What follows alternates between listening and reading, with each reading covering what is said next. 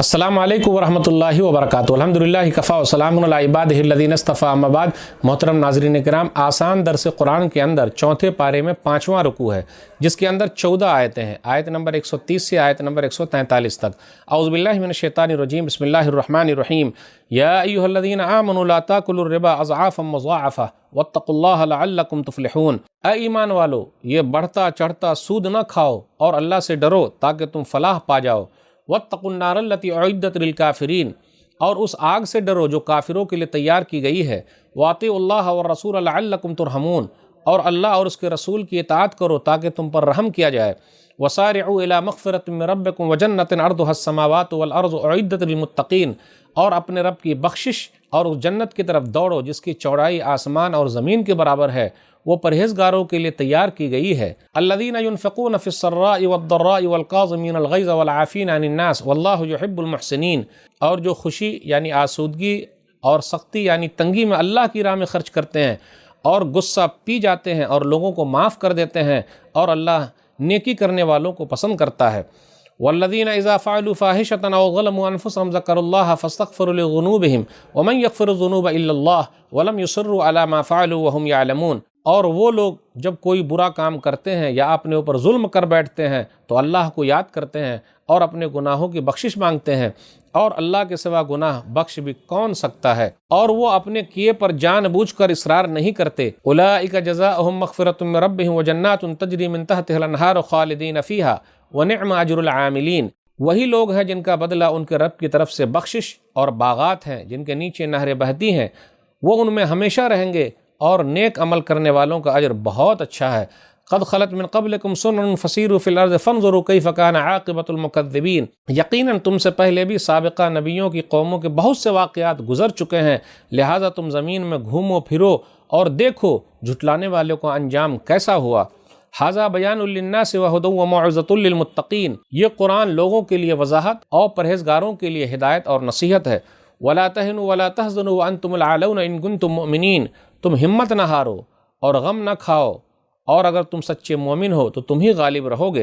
इन यमसस्कुम क़रहुन फ़क़द muscle क़ौम क़रहुम मिस्लुहु व तिल्कल अय्यामु नुदाविलुहा बैनन्नास वलियअलम अल्लाहु अल्लज़ीना आमनु व यत्तख़िज़ मिनकुम शुहदा वल्लाहु ला युहिब्बुल ज़ालिमीन। इस जंग में अगर तुम्हें ज़ख़म लगे हैं तो थोड़ा ही अरसा पहले यकीनन ऐसे ही ज़ख़म तुम्हारी दुश्मन कौम को भी लग चुके हैं, और ये दिन हैं कि हम लोगों के दरमियान बदलते रहते हैं, और ताकि अल्लाह ईमान वालों को जान ले और तुम में से शहीद बनाए, और अल्लाह ज़ालिमों को पसंद नहीं करता। वलियुमहिस्सल्लाहु अल्लज़ीना आमनु व यमहक़ल काफ़िरीन, और ताकि अल्लाह ईमान वालों को निखार दे और काफिरों को निस्तो नाबूद कर दे।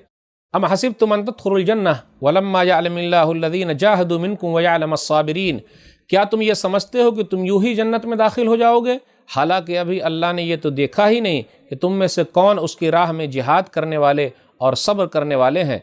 वलक़द कुंतुम तमन्नौनल मौत मिन क़ब्ल अन तल्क़ौहु फ़क़द रअयतुमूहु व अंतुम तंज़ुरून, और यकीनन तुम मौत के आने से पहले उसकी तमन्ना किया करते थे, चुनांचे अब तुमने उसे अपनी आँखों से अपने सामने देख लिया। नाज़रीन किराम, आसान दर्स कुरान के अंदर चौथे पारे में ये 5वां रुकू है, जिसके अंदर 14 आयतें हैं। आयत नंबर 130 से आयत नंबर 143 तक, 130 to 143।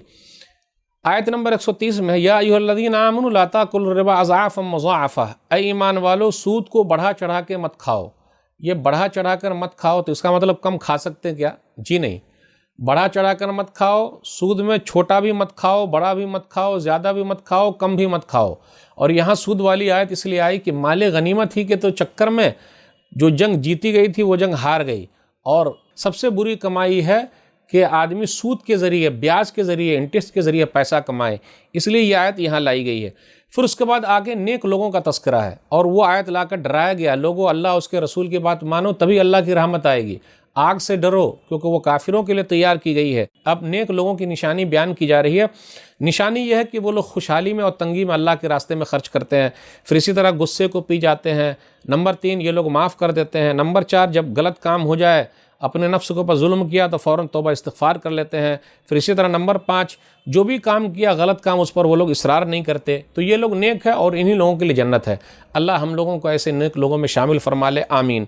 अब उसके बाद ये तस्करा हो रहा है कि तुम लोग जाओ देखो झुटलाने वालों का अंजाम क्या हुआ है। दुनिया के अंदर ऐसे वाक़यात भरे पड़े हैं।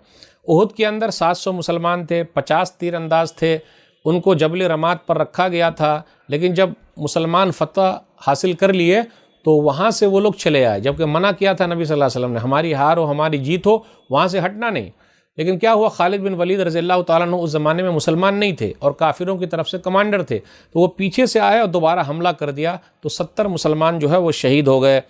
پھر اس کے بعد تسلی دی جا رہی ہے، وَلَا تَهِنُوا وَلَا تَحْزَنُوا وَأَنْتُمُ الْأَعْلَوْنَ إِن كُنتُم مُؤْمِنِينَ، سورہ آل عمران میں آیت نمبر 139 ہے، غمگین نہ ہو، گھبراؤ نہیں، تم ہی سر بلند رہو گے، شرط ہے مومن بن کے رہو۔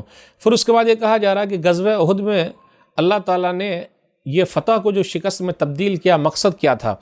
اللہ نے یہ کہا وَتِلْكَ الْأَيَّامُ نُدَاوِلُهَا بَيْنَ النَّاسِ، یہ دن ہے ہم بدلتے رہتے ہیں، یعنی کبھی ہار ہے کبھی جیت ہے۔